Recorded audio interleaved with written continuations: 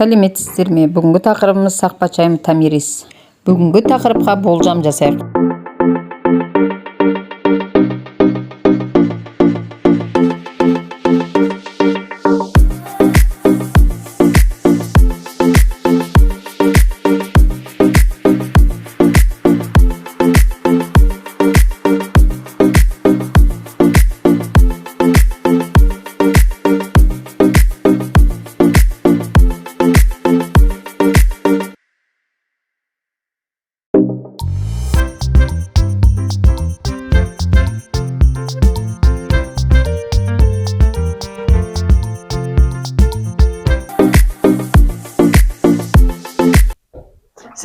Сәлем достар, бүгін біз Томирис патшайымын өтеміз.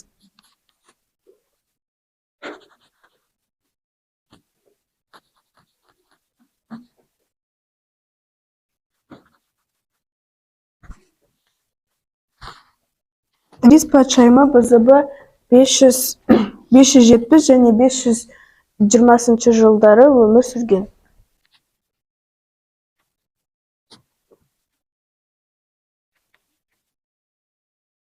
Яғни 6 ғасырда.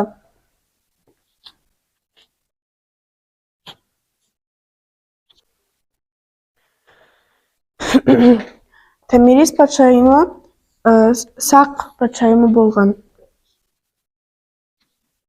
Ол сол сақтың ішінде Массагетке жатқан.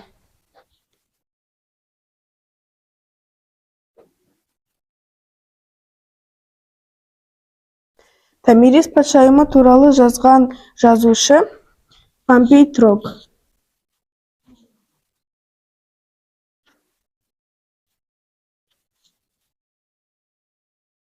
Томирис патшайымы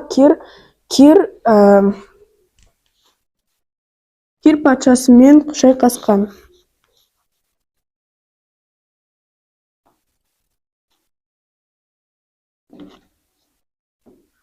Кир парсы патшасы болған.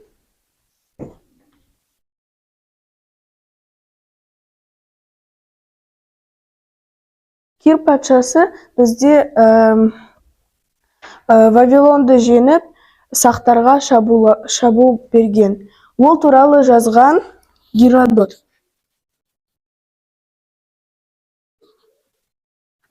Геродот бізде тарихшы. Және де Томиристің баласы Споргапис.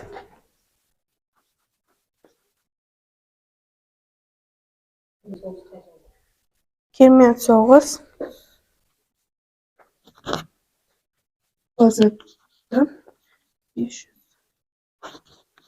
530 жылдары болған. Ғасырға айналдырған кезде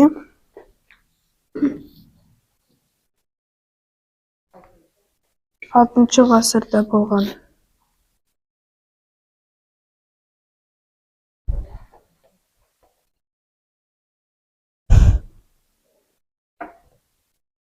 Помпей Трок Томирис туралы осылай жазған. Әйел болса да шабуыланға қорқпайтын әйел болған. Және де Томирис патшасы садақ ату және де шайқасқанды жақсы көрген.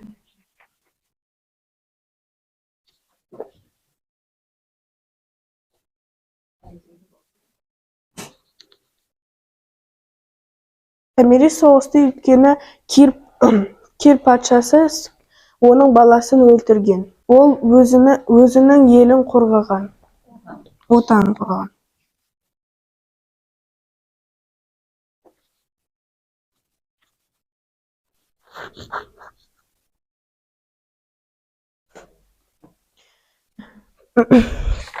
Содан кейін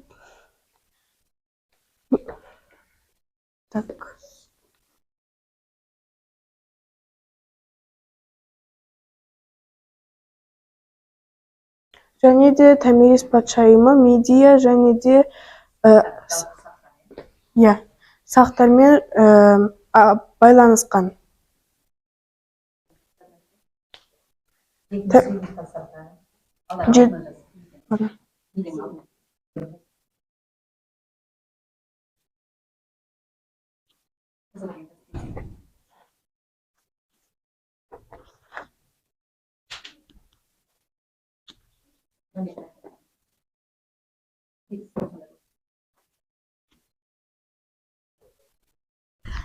Сақтар Мидия және Ассириямен байланысқан. Ол бзд 8-7 ғасырда өткен. Сақтардың халықаралық деңгейдегі орны туралы Мидия Ассириямен байланыс жасауынан біледі екенбіз. Томирис патшайым ұлы Кир парсы патшасын жеңуі сақтар тарихындағы тәуелсіздік үшін болған күрес болды. Томирис ержүрек, өжет, батыр, ел билеуші, қайсар патшайым. QR-код арқылы тапсырманы орындаймыз. Кері байланыс берейік кемпір қосақ әдісі бойынша. Сау болыңыздар.